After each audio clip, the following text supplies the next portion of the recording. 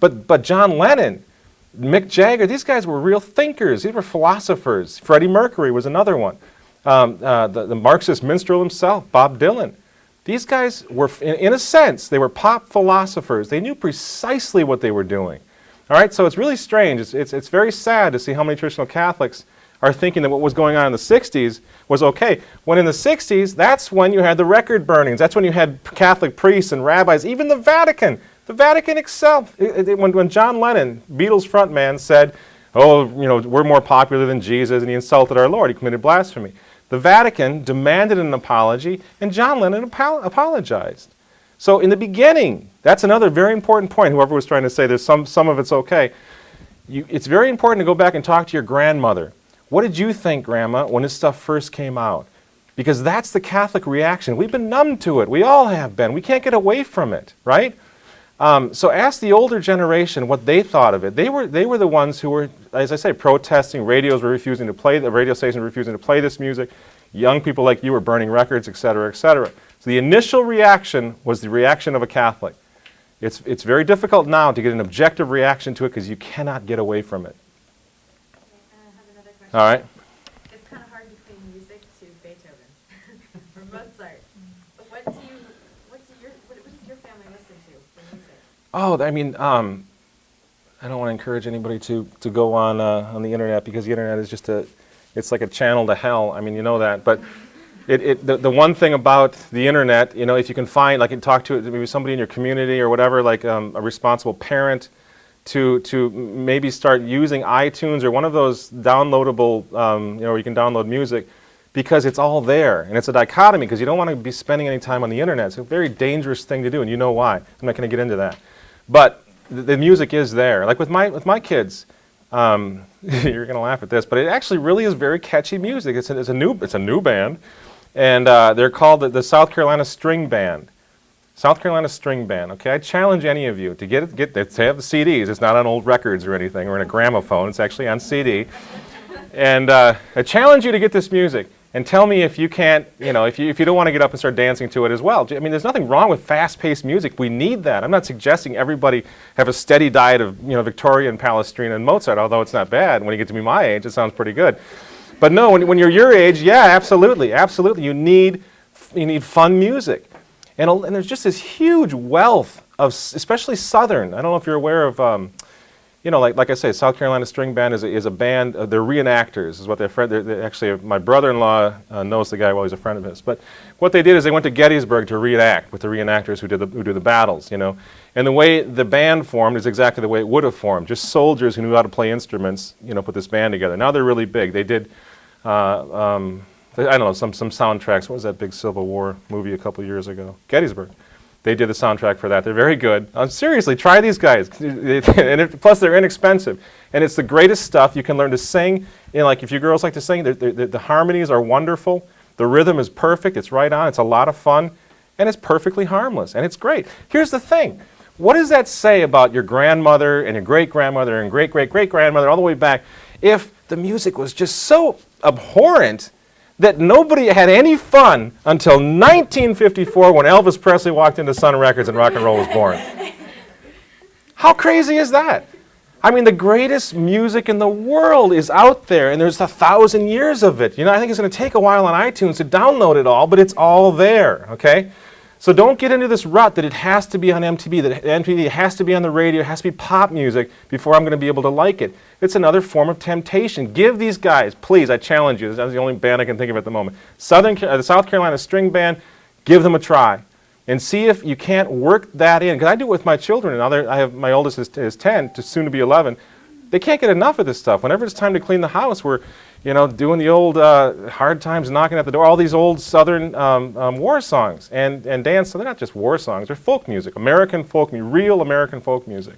So I don't know if that answered your question or not, but give some of that a try before you determine it doesn't exist, because believe me, it really does exist. And then move on to Palestrina, because that's the best there is. Yes? Just an option. You could also do like old German folk music, and that's very upbeat, and also Irish music. Yeah. You can't go wrong with instrumental music. Right. So long as it's more of the traditional part. No, it's all there. Scottish, Irish, absolutely. Yeah. Well, it doesn't all with your standards, doesn't it all start to bring it down with music? If I were to just say simply yes, you might think that's my opinion. But it's not my opinion. You can actually go back and look at Life magazine, for example, or you can look at the old TV newsreels or whatever, the movies from the early 50s to the late 50s, and you can see precisely what you're talking about. Yes, because rock music, this music, what did it do first? You ever heard Elvis the Pelvis? That's what they used to call Elvis. What did he do? Elvis didn't invent anything, first of all. I mean, he pretty much ripped it off. He was the white kid that could sing the music from the blues, from the Deep South, right? He was the guy that could take that music and put it in and market it for white kids. That's all he did. And that's not a conspiracy theory. If he were alive, he would admit that's what happened. That's why he sold like he did. But what did he do? The first little revolution was in dance, to split up the couple. Now this started happening before in swing, but rock really did it, where you actually blew apart the couple. Now you have boys and girls that are not dancing in any sense, the minuet or something from the Middle Ages or whatever. Now they're just out there doing their thing, right? So that's the first revolution. Well, that leads to the revolution in dress, right? They start or sort of rebelling against the normal Christian mores, which by their physically prevented that kind of dancing. I don't want to get too graphic, but the way that a woman would dress, in other words, in the early part of the 20th century, did not facilitate too well what Elvis Presley was doing. So it had to update that. So this is rebellion against modesty. And the next rebellion, obviously, because parents are looking at their children on the dance floor and saying, you're not going to dress like that, you're not going to dance like that.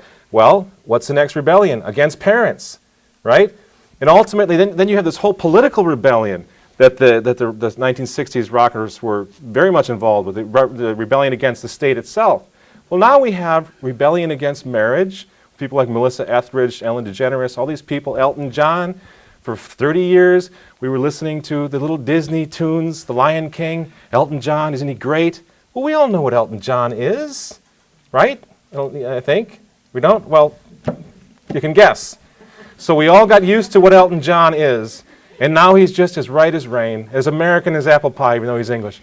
So you see how it does? It breaks down sensibilities against everything that we believe in. And there's these little revolutions. It's always been, and this isn't my theory, you can look at rock manuals, you can see it, it's always been the music of rebellion, right?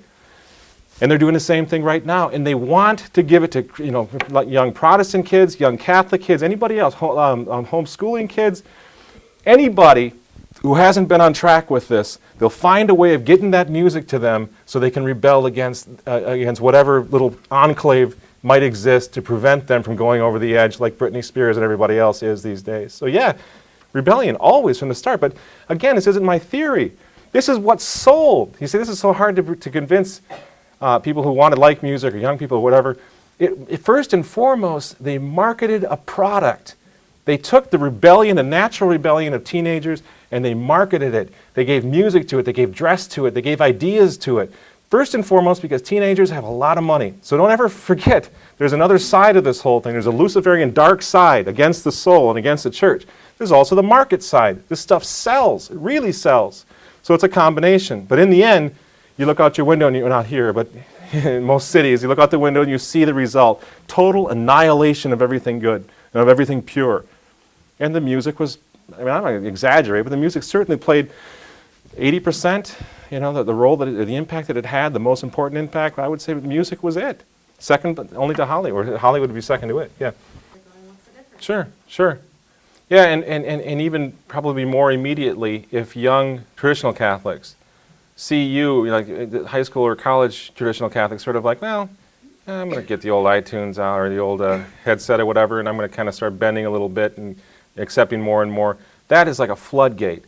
If you have a 10-year-old who knows that his 16-year-old sister is listening to, who might it be in a traditional Catholic? Nelly Furtado, or somebody maybe not totally extreme, but really goofy. Anyway, you have a young person, 10-year-old, see that his sister's doing that. By the time the 10-year-old is 16, he's going to be listening to that and much more, okay? So it's so important for older people, older traditional Catholics, to just hold the standard. And that's why I don't suggest the South Carolina String Band just as an alternative. But I really, really want to see older traditional Catholic young people stick to it. And I know that part of sticking to it is not just the spiritual, it's not just the Mass. There's also the family. There's also fun.